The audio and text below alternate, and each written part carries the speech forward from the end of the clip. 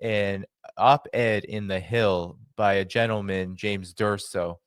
And in this op-ed, he said that he spoke to an anonymous American diplomat. In 2024 of April, there was a band of Ukrainian officials, including Budanov, who came to Washington. The roundtable discussions that happened, this diplomat said that they were concerned that Ukraine had lost momentum and would be overwhelmed. They advocated instead for asymmetric warfare inside of Russia to gain an upper hand in negotiations to end the war. So, Scott, a lot has happened since April of 2024. What does this say about the changing character of the conflict and how things have shaped up? Because this seems to be a pretty big bombshell that there were people inside of Washington who knew what was going to come in the preceding months. First of all, let's start with the premise that the United States never believed Ukraine could win this war. And the United States never prepared Ukraine for a war-winning strategy. What the United States did in the lead up to the special military operation beginning in the years leading up was to train the Ukrainians to mount a vigorous defense, knowing that it would collapse. And then the CIA, through its Special Activities Division, together with Joint Special Operations personnel, had trained a significant stay-behind element amongst Ukrainian special forces, special operations forces, territorial forces, etc. This is part of an old American approach. I may have mentioned it before, but Detachment A of the Berlin Brigade was a special forces detachment that specialized in unconventional warfare, and their wartime mission was to get overrun by the Soviets and then to begin waging guerrilla warfare against the Soviets. This is a special forces mission, unconventional warfare, guerrilla warfare. It's a CIA paramilitary mission, and we trained a significant number of Ukrainian special forces. Budanov received this training as well. This was always the plan. The plan was always to lure the Russians in, get them bogged down, and then to make them bleed to death over a period of time, and present a situation where, while Russia wasn't losing the war, Russia wasn't winning the war, and therefore morale would be sapped within Russia. This is part of the overall strategy that the CIA has had for some time now of bringing down the Russian government, collapsing the Russian government. You do this in a combination of ways. You use economic warfare. That's what the sanctions were supposed to do.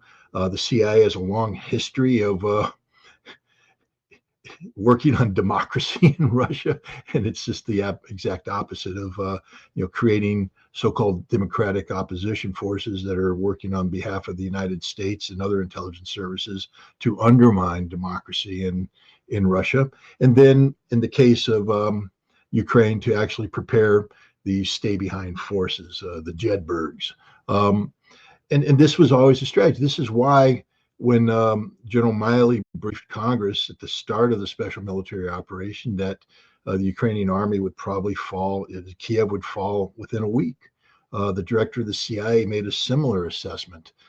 Nobody expected Ukraine to stand up. And to be honest, while the Ukrainian resistance was a little bit more resilient than maybe thought, that also might be linked to the fact that the Russians had zero combat experience at the start of the war, and they made a lot of mistakes. But the Russians weren't beat. If you think the Russians got beat in phase one of this war, you don't know anything about war.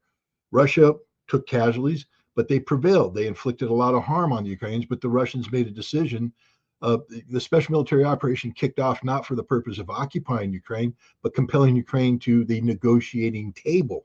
And Russia achieved that objective. That's what the Istanbul communique was all about at the end of March. And the Russians were successful. But then the collective West made a decision by rejecting the Istanbul communique to engage in conventional warfare. And from that moment on, the CIA took on a task of selling this conventional warfare to the public. And they work with the Ukrainians. This is where you get the Center for Countering Disinformation. You get a whole bunch of other propaganda outlets in Ukraine working together with mainstream outlets. I can tell you that the British have a hand in glove relationship with the British press, German intelligence with the German press, American intelligence with the American press. And all we did is start spreading propaganda about how Ukraine's going to win this war. I will tell you right now, with absolute certainty, that the President of the United States was never briefed that Ukraine is going to win this war. We always knew Ukraine could not win this war, that Ukraine would not win this war. But the goal was to make the price of Russian victory so high that Russia would collapse. That was the goal. It's always been to generate a Moscow Maidan, to get the citizens of Moscow to rise up, surround the Kremlin, and demand that Putin go because the Russian boys are dying in Ukraine. It's an endless war. We can't win it. And the Ukrainians are blowing things up in Russia. And they are. The Ukrainian intelligence has penetrated Russia to an extent that the West isn't even aware of. The FSB is aware because they're rolling up these cells every day. And on occasion, these guys have successes. They blow up trains, they blow up recruiting offices, they assassinate people. There is an unconventional war taking place. It's CIA directed, CIA backed, CIA promoted, but it's not having the impact because the decision was never made to shift over to full attention on unconventional warfare. Instead, a decision was made to continue to promote conventional warfare as the optimal way of dragging the Russians down. It failed. But at no time, and I think history will prove this when they declassify the archives, at no time did anybody of note ever turn to the president and say, "We got this one, boss. Ukraine's going to win this war." Because only a moron would say that. Truly, only a moron would say that. There's no way you could possibly come up with the mobilization of defense industrial capabilities needed to match that which Russia has done. I mean, they're playing political games, but there's not seriousness behind it. There's not serious military force behind any of these statements about Ukrainian winning, other than dead Ukrainians. And that's the reality. So no, nobody ever told the president of the United States. And this diplomat, I don't know who he is and all that, but don't be shocked by the fact that somebody says Ukraine was never going to win this war. We knew from day one Ukraine was never going to win this war. All we wanted to do was inflict harm on Russia. We wanted to make this war so costly that it created a domestic political unrest inside Russia that led to the toppling of the Putin government. Larry, in this article where this anonymous diplomat said that he was essentially there for these talks between the U.S. and Ukrainian side, you had the Ukrainian side literally saying, "We are done. We can't really go on in this way." And I'm curious on what you make of the fact that there have been so many developments since then that have only escalated the situation for Ukraine. Well, never underestimate the power of bureaucracy and self-interest in these bureaucracies within the U.S. government. The program, campaign, operation, describe it however you will, to destroy Russia using Ukraine as a springboard has been a U.S. objective now for 80 years, or going on 80 years, and it's sort of waxed and waned over time. Sometimes it's grown in intensity, then it's subsided. But since really 2008, there has been a sustained effort on a broad front where you get the different organizations, whether it's European Command in conducting joint military exercises with Ukraine, both through EUCOM on a bilateral basis, as well as through primarily through NATO. And the purpose of these exercises are both to train and equip the Ukrainian army for its eventual mission of destroying Russia. That was the intent. When you consider the fact that the CIA, they've openly acknowledged now that they had over 20 bases in Ukraine. We need to put this into context. The normal CIA lash up is you'll have a CIA station, And then there will be a subsidiary called a base. But normally those bases will consist of one with maybe, 3 or 4 other people. We saw an example of a CIA base in Benghazi. That base had a specific mission of collecting weapons from Libya that were going to be then that were transferred subsequently overseas, delivered to the Turks. The Turks in turn delivered them to Islamic extremists in Syria. So in that operation, you had one base. In Ukraine, the United States has had 20 bases. And I've been asking some of my, CIA colleagues who are retired, who are involved in a variety of, operations overseas, covert activities. And during the war in Afghanistan, I think that we had a total of 8. It may have been 10 bases in Afghanistan. Think about that. During Vietnam, possibly we had, around 16 bases scattered throughout South Vietnam and then over into neighboring countries. To have 20 bases in Ukraine is significant. So it's like we don't give a damn how many Ukrainians die. It doesn't matter to us. They're not our family. They're not our blood. They're just a tool to be used. I mean, it's so sick, so twisted what the United States is doing to the country of the Ukraine, to the people of Ukraine, that they literally are cannon fodder. They're pawns to be dispensed in some great game of chess that we're really bad at playing. And as a result, the Ukrainians are paying the price, and we're not letting up. We're not stopping, because you've got to get into what were these various bases doing. And I've heard a term the last couple of days with respect to this Green Beret active duty member who blew himself up outside the Trump Tower in Vegas. He was active duty at Panzer Kaserne, which is just southwest of Stuttgart. They've got 3 main military bases in Stuttgart. But he was with 10th Group, Special Forces in the Army, and he was described by one of his buddies as a lled bird. Now, the lled birds were teams that were, Americans, Brits, and French formed them in World War II.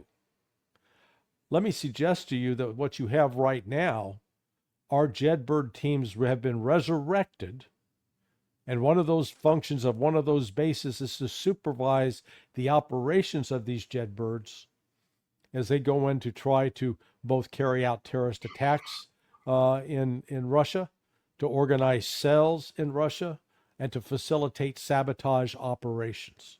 So the United States isn't letting up, even though the Ukrainians are dying and bleeding and cannot win. This gentleman, James Durso, said he was in the U.S. Navy for 20 years. He highlights corruption inside of the Ukrainian regime, highlighting Zelensky especially as a full throttle participant in this corruption. And we've talked about this on the program before, but a lot of it seemed like a deflection of the U.S. role in all of this and the U.S. role in fueling everything that Larry just described. Your comment on this framing of Zelensky as really the primary problem here, given these revelations we've been discussing? No, I mean, Larry and Scott pretty much covered it all, but I just want to add one thing, which I'm writing now, second decade in. Fact is, I was writing it, realistically, it's in the third. Those people in Washington, be them CIA, Pentagon, what have you, they are one-trick ponies. They live on this mythology that somehow Soviet Union has been defeated in Afghanistan and collapsed because of that. It is, of course, a complete mythology, the same way as the World War II started in the United States, including in the military academies. They still think that, I'm not exaggerating. It literally comes down to it that Patton, ran through the whole damn Germany and Hitler collapsed, So, but the point is that there is not a single competent Russian specialist in the US government today and hasn't been in the last 20 years. The only person who had been a true connoisseur, if you wish, of Russia and Russian national character, idiosyncrasies, and things of this nature is Jack Matlock, the ambassador, the last ambassador of the United States to Soviet Union. The rest of them, including Mr. Burns, and they are nincompoops. They may speak Russian language, some of them at least, but most of them, and what passes in all those Russian study programs, be them in whatever CIA outlets or FBI or let alone military service academies, it's all fraud. It's academic fraud, which doesn't recognize the fact that well, frankly, United States doesn't know how to calculate correlation of forces and means. Simple as that. I actually made another video today about this. When you have your garbage into these models, and what you get garbage out, because the models suck, honestly. And basically, the United States is not good at studying history and actually knowing how the world outside works. This is not my words. This is PhD Daniel Larison.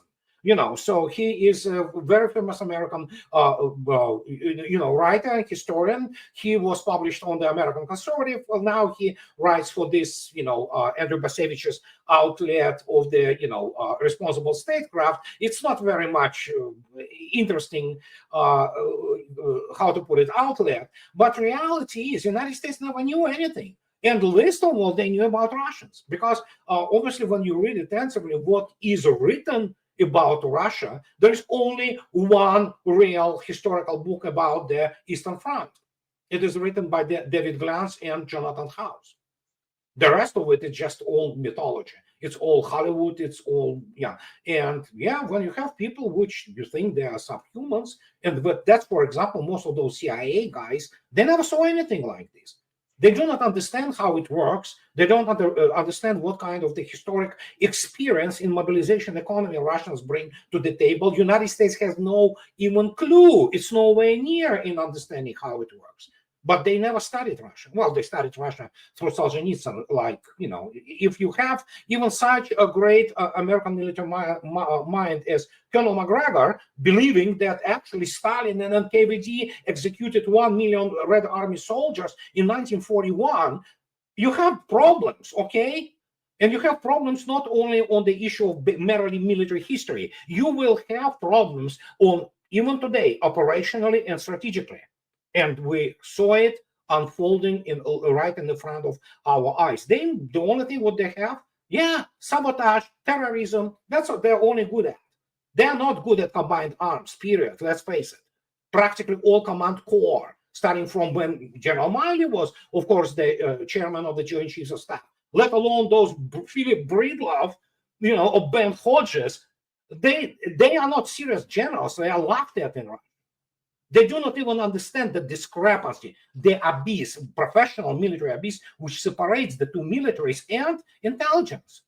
Mr. Lyubimov, he's former KGB. He was former SVR, first directorate. He was also the father of the famous Russian journalist, but he was, spy in Great Britain.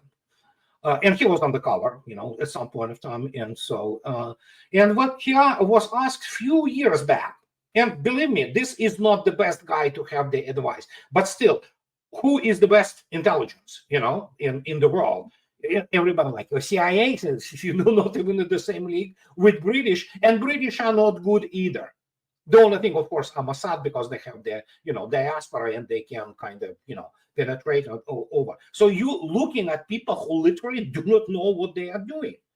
When you believe that Russian economy is smaller than Italy's, what do you expect? You expect the same army, which is what?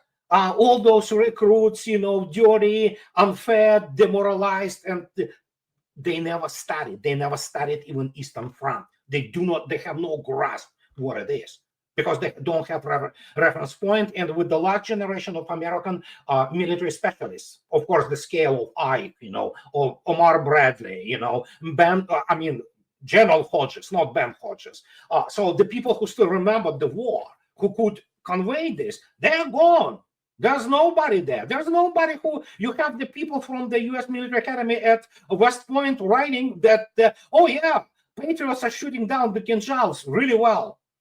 So the fact that US military and intelligence bought this Ukrainian propaganda tells you everything you need to know. That means what? Real professionals know how to create the situation with the competing hypotheses and develop information to be properly informed and develop what they don't have, knowledge. There is no knowledge of Russia in the United States, period. I know who those people who are Russian specialists in the United States. It's a service.